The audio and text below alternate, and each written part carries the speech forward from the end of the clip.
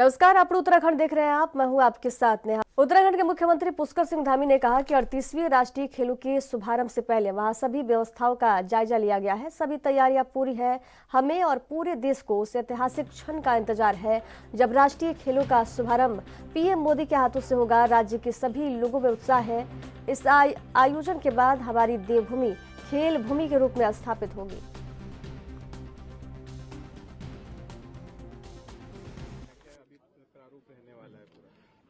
38वें राष्ट्रीय खेलों के शुभारंभ से पहले चूंकि यहाँ पर सभी व्यवस्थाओं का जायजा लिया है, सभी समीक्षा भी हमने आपस में की है यहाँ पर, और सभी तैयारियां पूरी हो गई हैं। और अब हमको ऐतिहासिक जो समय है वो उस मोमेंट का इंतजार है। पूरे देश के लोगों को भी इंतजार है कि राष्ट्रीय खेलों का यहाँ शुभारंभ आदरणीय प्रधानमंत्री श्री नरेंद्र मोदी जी के हाथों से होगा। और राज्यवासी तो चूंकि मेजबान हैं, सभी राज्य के लोग उत्साह में हैं, सभी का स्वागत करेंगे और एक शानदार आयोजन होगा, ऐतिहासिक आयोजन होगा। हमारी देवभूमि खेल भूमि के रूप में भी स्थापित होगी इस आयोजन के बाद। तमाम इंफ्रास्ट्रक्चर जो देखा है सर, ये बना है, एक कहीं न कहीं तमाम खिलाड़ी जो यहाँ पे हमारी बात हुई वो कह रहे थे एक जिस तरीके की चीजें जो अब यहाँ पहले दूर जाना पड़ता था, कभी गुड़गांव जाना पड़ता था, वो एक मेंटेन हो गया। इसको मेंटेन कैसे रखा जाए, क्या उस तरफ भी आप लोग?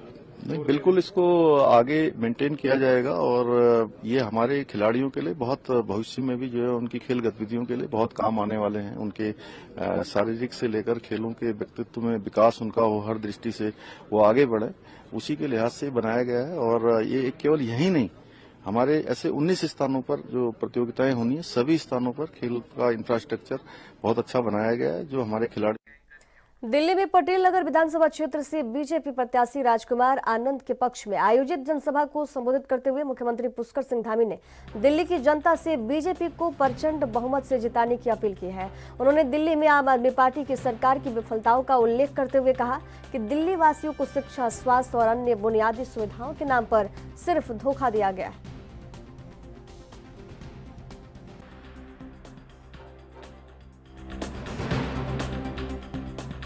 इतनी कड़ाके की सर्दी पड़ रही है और इस कड़ाके की सर्दी में भी लोगों ने इस सर्दी में भी गर्मी का एहसास हो रहा है, क्योंकि यहाँ पर लोग जो है इस बार परिवर्तन के लिए तैयार हैं, डबल इंजन की सरकार बनाने के लिए तैयार हैं। पूरे देश के अंदर जिस प्रकार से आज हमारे प्रधानमंत्री मोदी जी के नेतृत्व में डबल इंजन की सरकारें काम कर रही हैं, विकास कर रही हैं, लोग बार बार उनको मौका दे रहे हैं। दिल्ली के लोगों ने 10 साल पिछले देखे हैं, अब जो है इस बार यहाँ डबल इंजन लगेगा, यहाँ भारतीय जनता पार्टी की सरकार बनेगी। लोग 5 फरवरी का इंतजार कर रहे हैं कि 5 फरवरी जल्दी जल्दी आए और हम मतदान करके नई सरकार को बनाएं।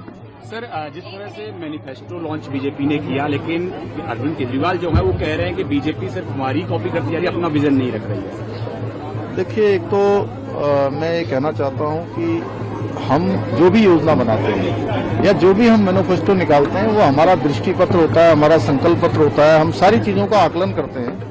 आकलन करने के बाद ही हम जो है लोगों के लिए जो योजनाएं लाते हैं या जो हम संकल्प लेते हैं वो करते हैं कि जिनको हम पूरा कर पाए। पूरे देश के अंदर जहां जहां भी जो भी संकल्प पत्र हमारे जारी हुए हैं उन सब पर काम हुआ है। लेकिन अरविंद केजरीवाल जी हो या कांग्रेस पार्टी हो, ये घोषणाएं बड़ी बड़ी करते हैं। अभी पंजाब में देखिए, इन्होंने बहुत घोषणाएं करी थी कि महिलाओं को हम यहाँ प्रतिमाह इतना रुपया देंगे, यहाँ पर स्कूल खोलेंगे, यहाँ अस्पताल खोलेंगे, यहाँ तमाम प्रकार के काम करेंगे। पंजाब में 2.5 साल होने वाले, किसी को कुछ नहीं मिला है। इसी प्रकार मैं तेलंगाना में गया था, कांग्रेस पार्टी ने वहाँ पर किसानों के लिए, नौजवानों के लिए, महिलाओं के लिए अनेक घोषणाएं करी थी, वहाँ पूरा नहीं हुआ। हमारे बगल में हिमाचल है, उन्होंने कहा था हम लाखों लोगों को रोजगार देंगे। वहाँ रोजगार देना तो छोड़िए, लोगों को वहाँ पर आज मासिक वेतन देने के लिए भी पैसा नहीं है। इस प्रकार की स्थितियां इनकी हो गई हैं। ये लोग केवल और केवल अपनी चिंता करते हैं, देश की चिंता नहीं करते।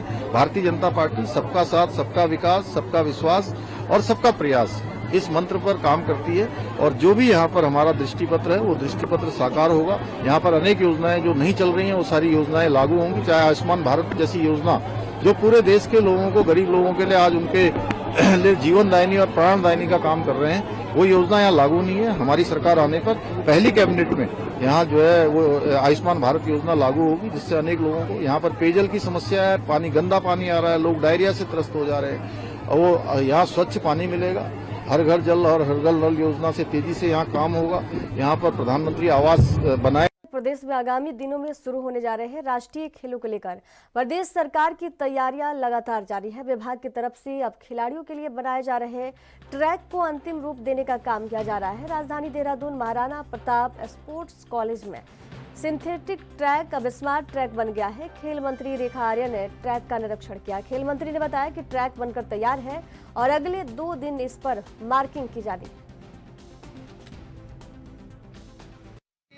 एथलेटिक ट्रैक को लेकर काफ़ी सारी बातें जो है वो चर्चा में थी और मुझे लगता है कि आज जिस प्रकार से हमने इस ट्रैक निर्माण के कार्य को देखा है उससे ये साफ दिख रहा है कि हमारा ट्रैक जो है वो गेम स्टार्ट होने से पहले जैसे जो कि हमारा गेम एथलेटिक का फरवरी में स्टार्ट होने जा रहा है, लेकिन ये 25 तारीख तक हमारा ये ट्रैक जो है वो तैयार होकर खिलाड़ियों के लिए प्रैक्टिस के लिए भी उपलब्ध हो जाएगा।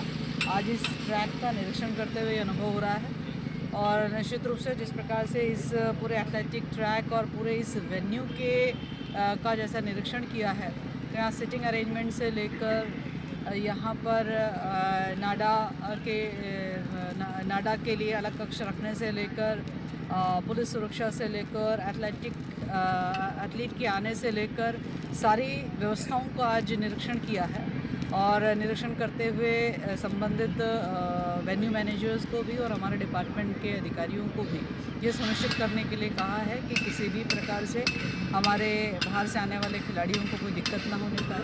हमारे अपने उत्तराखंड के खिलाड़ियों के लिए हर प्रकार से सहूलियत यहाँ पर जो है वो उनको उपलब्ध हो पाए और ये ट्रैक भी 25 तारीख के बाद में हमारे खिलाड़ियों के लिए प्रैक्टिस करने के लिए मिल पाए, इसको हम लोग सुनिश्चित करें। और यहाँ पर रग्बी भी होने वाली है तो रग्बी के लिए भी हमारा जो ये पूरा ग्रीन ग्रास हमारा जो ये मैदान तैयार है ये अपने आप में बहुत ही श्रेष्ठता के साथ में बहुत उच्चतम गुणों के साथ में तैयार कर लिया गया है। तो रग्बी भी मुझे लगता है कि बहुत शानदार तरीके से यहाँ पर आयोजन होगा। तो रग्बी और पूरे एथलेटिक्स के इवेंट्स यहाँ होने उत्तराखंड में यूसीसी लागू करने पर सियासत तेज है। आपको बता दें कि यूसीसी लागू करने को लेकर कैबिनेट में मंजूरी तो मिल चुकी है। इसी बीच टिहरी से बीजेपी विधायक किशोर उपाध्याय ने यूसीसी को लेकर बयान देते हुए कहा था कि अगर जनजातीय क्षेत्रों के लोग चाहेंगे तो सबकी सहमति लेकर यूसीसी पर विचार किया जाएगा, जिसके बाद कांग्रेस के प्रदेश उपाध्यक्ष सूर्यकांत धस्माना ने इसे चिंताजनक बताया है।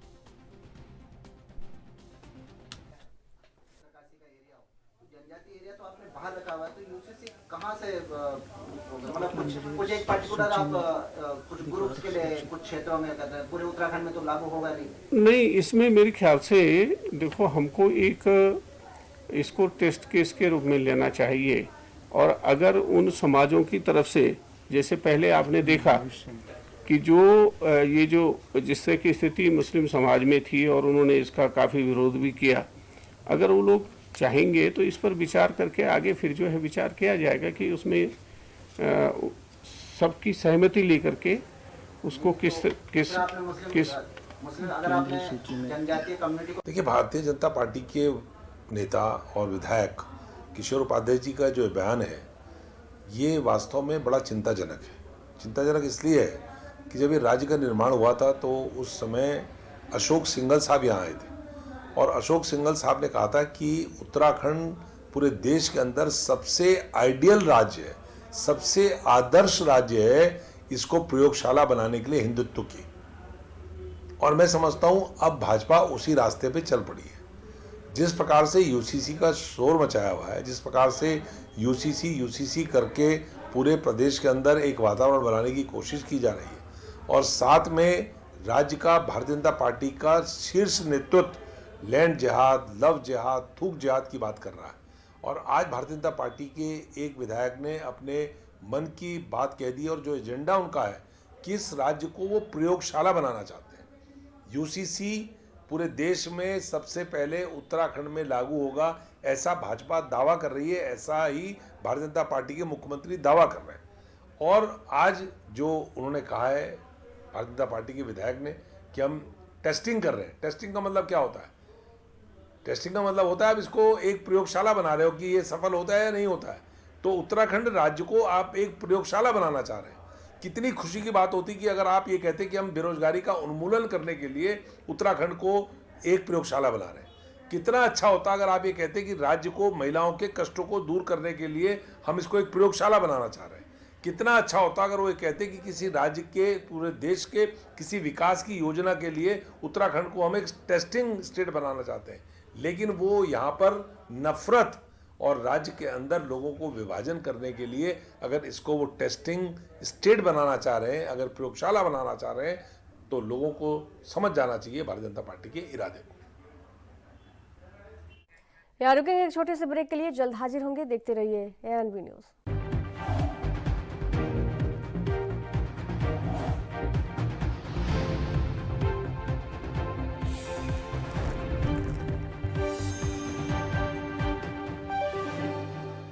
ब्रेक के बाद एक बार फिर से आप सभी का स्वागत है। टनकपुर चंपावत से खबर है, जहां निकाय चुनाव की मतगणना चल रही है। वही डिग्री कॉलेज परिसर में मीडिया कवरेज के लिए बनाई गई गैलरी जो है महज 100 पीस बनकर रह गई है। मीडिया कर्मियों को मतगणना केंद्र में कवरेज की अनुमति नहीं दी जा रही है, जिससे पत्रकारों में भारी आक्रोश है और इसके लिए कड़ा विरोध भी किया है पत्रकारों ने। स्वागत है आपका एएनबी न्यूज़ में। आज हम बात करेंगे मतगणना दिवस पर जो है व्यवस्थाओं को लेकर। यहाँ पर देखा जा सकता है कि मीडिया जो गैलरी बनाई गई है वो 100 पीस बन के रह गई है।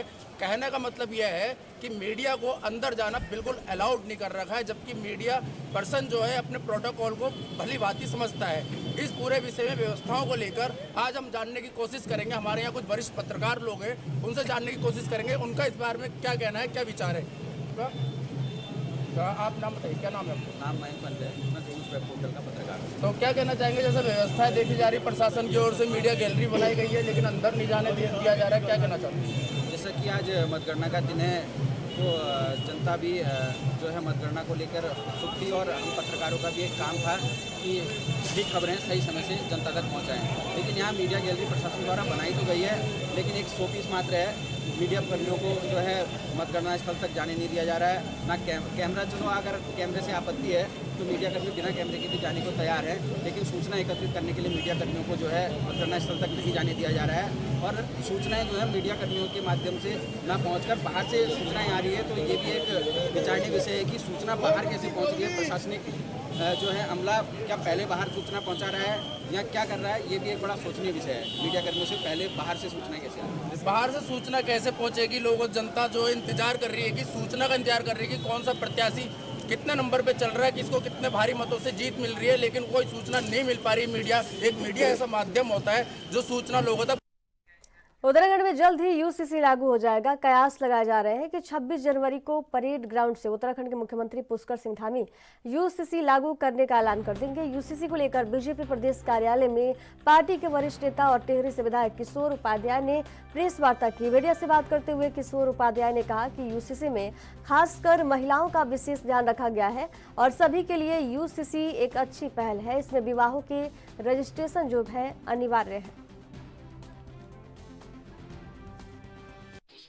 विधानसभा में थे, जिसमें शादी, तलाक, संपत्ति और परिवार के नियम हर धर्म और जाति के लोगों के लिए एक जैसे बनाएगा।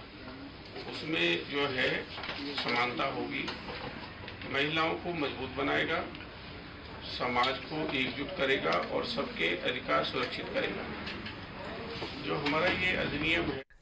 बद्री केदार के बाद अब गंगोत्री और यमुनोत्री धाम से भी देश दुनिया को बड़ा संदेश दिया जाएगा। इसके लिए पीएम मोदी के शीतकालीन प्रवास को लेकर एक खास प्लान तैयार किया जा रहा है, जिसके तहत पीएम नरेंद्र मोदी दूसरी बार उत्तराखंड का दौरा करेंगे। बताया जा रहा है कि प्रधानमंत्री नरेंद्र मोदी उत्तराखंड में होने जा रहे राष्ट्रीय खेलों के उद्घाटन समारोह में शामिल होंगे। इसके लिए पीएम मोदी 28 जनवरी को उत्तराखंड के दौरे पर आ सकते हैं।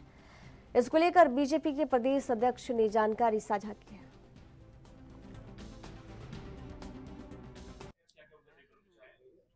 देखिए नेशनल गेम्स के संदर्भ में प्रधानमंत्री जी का 28 तारीख को आगमन है और हम सब लोगों ने प्रधानमंत्री जी हमारे नेता है, इसलिए एयरपोर्ट से लेकर उनके आगमन से लेकर उनके आने तक के कार्यक्रमों में हम कहाँ उनका स्वागत कर सकते हैं उसकी हमने रणनीति बनाई है। ईश्वर की कृपा से तब तक हमारे परिणाम भी आ जाएंगे, तो हमारे अनेकों जो नवनियुक्त नगर निगम के महापौर होंगे, पालिका अध्यक्ष होंगे, उनसे उनकी भेंट हो जाए, ऐसा हम आग्रह प्रधानमंत्री कार्यालय से कर रहे हैं। तो एक अच्छा और सुंदर कार्यक्रम और उनके स्वागत का कार्यक्रम उत्तराखंड के अंदर होगा। ऋषिकेश में वार्ड नंबर 27 के मतदान स्थल पर मौजूद बीएलओ कौशल्या विश ने एक प्रत्याशी और उसके समर्थकों पर जानलेवा हमले करने का आरोप लगाया है। कौशल्या ने पुलिस को तहरीर देकर कार्रवाई की मांग की है। पुलिस ने मामले में तहरीर के आधार पर अपनी जांच शुरू कर दी है। शुक्रवार को बीएलओ कौशल्या विश अपनी कई सहयोगियों के साथ मिलकर ऋषिकेश कोतवाली पहुंची। यहाँ उन्होंने पुलिस को तहरीर दी, जिसमें बताया कि 23 जनवरी को वार्ड नंबर 27 के मतदान स्थल पर चुनाव की ड्यूटी कर रही थी। चुनाव शांतिपूर्ण संपन्न होने के बाद एक प्रत्याशी अपने समर्थकों के साथ मौके पर आया और चुनावी कार्य को बाधित करते हुए जानलेवा हमला कर दिया। कई लोगों ने उनके साथ मारपीट की और गाली गलौज करते हुए जान से मारने की भी धमकी दी। फिलहाल पुलिस इस मामले की जांच शुरू कर दी है। मेरा नाम ललितेश विश्वकर्मा, मैं आशा स्वास्थ्य संगठन की प्रदेश महामंत्री संबद्ध भारतीय मजदूर संघ से। आज का विषय ये हो कि हमारी जो कल चुनाव की ड्यूटी बीएलओ में हमारी बहनों की लगी थी, वहाँ असुरक्षित महसूस किया गया बहनों ने। इसीलिए यहाँ हमारे जिला मजिस्ट्रेट को सभी ने अपनी ओर से एक लेटर दिया। उसमें मतलब अपने काम से बहिष्कार और ये बीएलओ का काम के लिए सभी ने मना कर दिया गया कि अब ये काम हम नहीं करेंगे। तो इसी के विषय पे एक ज्ञापन दिया गया और हमने जिला मजिस्ट्रेट, महिला आयोग की कुसुम कंडवाल जी को, एलआईयू को और थाने में हमने ये एफआरआई दर्ज करा चुके हैं। तो हम यही उम्मीद करेंगे शासन प्रशासन से कि हमारी बहन के साथ एक अच्छा न्याय किया जाए और एफआरआई दर्ज करने के बाद उनके साथ मुकदमा दर्ज किया जाए। खबरों के सफर में दीजिए जाने की इजाजत। देखते रहिए एएनबी न्यूज। नमस्कार।